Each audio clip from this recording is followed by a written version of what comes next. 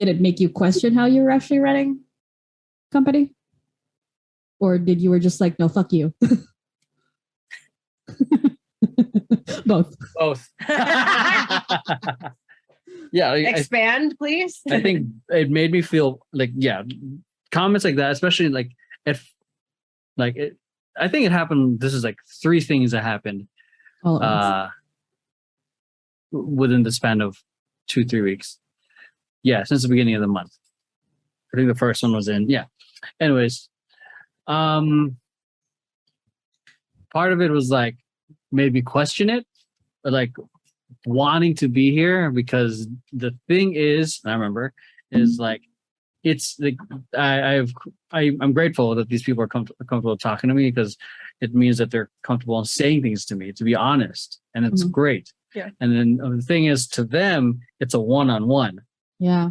To me, it's a one on everyone. So that weight eventually becomes heavier and heavier. Yeah. So like, and especially the earlier in the month when I had to deal with it twice, and now I'm adding it here, it feels like it's a lot. Because it's part of it is once you start getting feedback like that, it's like it's okay, albeit it's all different individual feedback, but when it does come up, it makes it's for me like, damn, I don't want to fucking deal with this. And then part of it is like, and then there is the part that you said like, no, fuck you, but obviously I refuse to operate in that sense of saying fuck you. Respectfully, fuck you. because it's that's operating from anger, and it's not a productive conversation, and it's not coming from empathy, and it's like the higher road. The higher road is a son of a bitch, dude. Yes, it is exhausting, because while you're putting all this effort to be working the higher road, they're just operating from their own egos, trying to share their point of view and what they think is right, and versus, and albeit everyone has their own opinion, but it's like, then as I receive this feedback, sometimes like which like sometimes it lands, sometimes it doesn't, but it's what's being closely watched, especially in a position of leadership, is how I respond to it. I can't go. I at least like when it comes to those situations, I think I'm a lawful good. Yeah. Like I want to make sure that we do our due diligence of like, let's hear them out, let's have the conversation, let's be empathetic about it, give them an opportunity to speak their piece, and if it's not working out, then what do you call it? Then and at least you did your part. Yeah, because we did everything in our power to do it the right way. Yeah. Because then instead of telling them off, and then escalating a situation, then it becomes a whole fucking thing on social media. Oh yeah. And then those are great. So, I want to handle those things, those conversations in-house. Yeah. And like it's not like issues are not like that, are not meant to be, as entertaining as it is to watch. It's not fun to. You don't want it to happen to you. It's not fun to be a part of that. Like, so and I think that's one of the things that a lot of people don't understand, especially especially that the way I kind of like I said, everyone can talk to me easily. There's no barrier of like HR for them to talk to them and then filter and come back to me. Though I do understand why that exists now, because this type of mental energy like is a drain from operating. Yeah.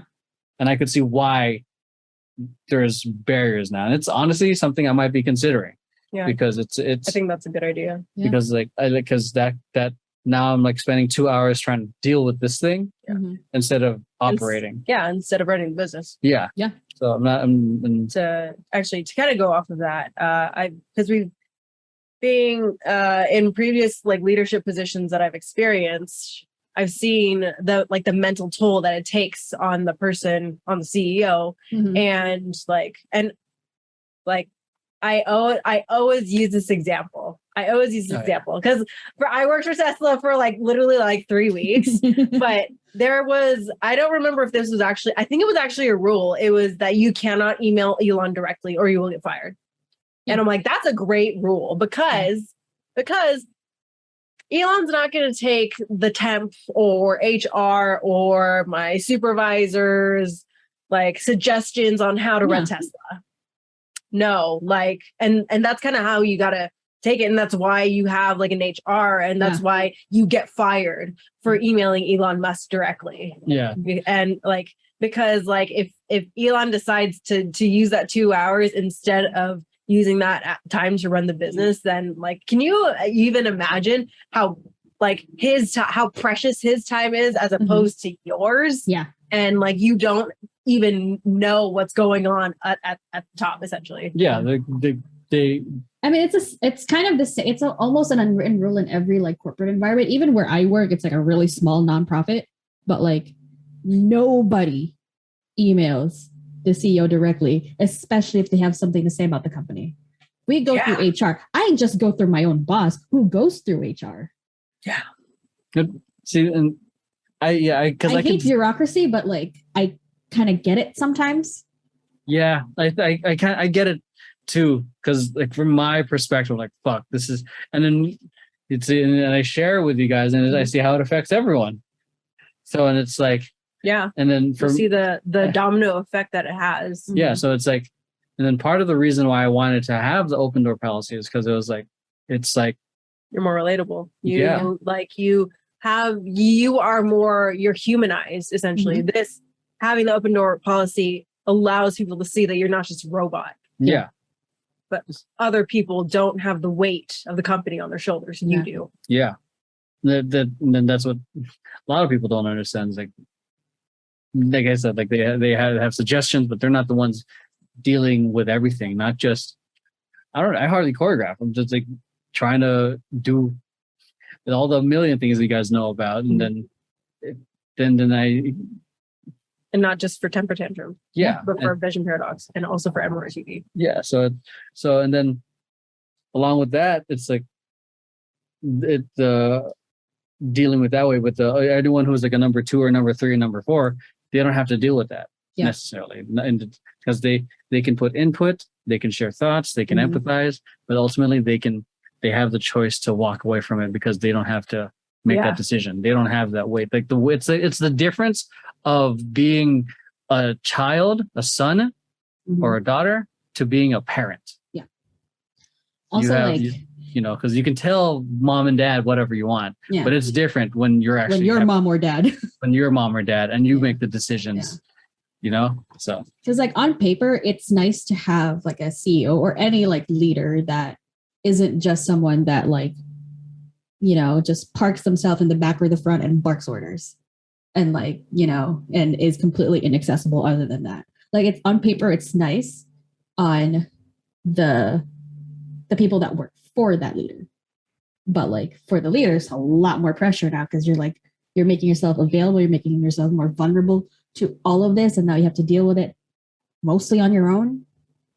Then it's, like I would never be able to understand that pressure, but I see it.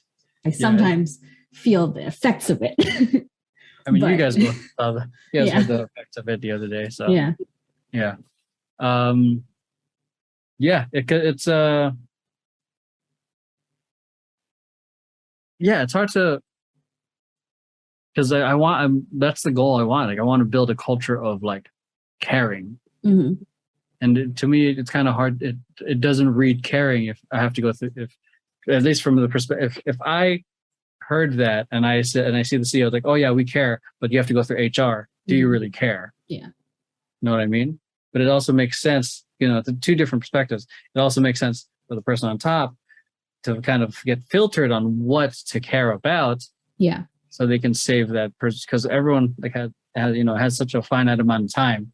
And there's another message I shared, like I can't listen to every single person's qualm or suggestion. Otherwise the progress is slow. My job as the leader is to make decisions and make an effective CEO makes decisions fast, and if there's mistakes, make decisions fast again, because it's like, because I don't know, like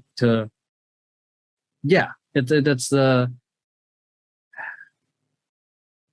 I really felt that weight the other day, and I think, and it's been a while that I've felt, and I think I felt that frustration of I felt like everyone wanted something from me. I needed something to fix something, and it just, I don't know. I was wondering if I was actually just being burnt out, and Maybe I think it was more like because things are just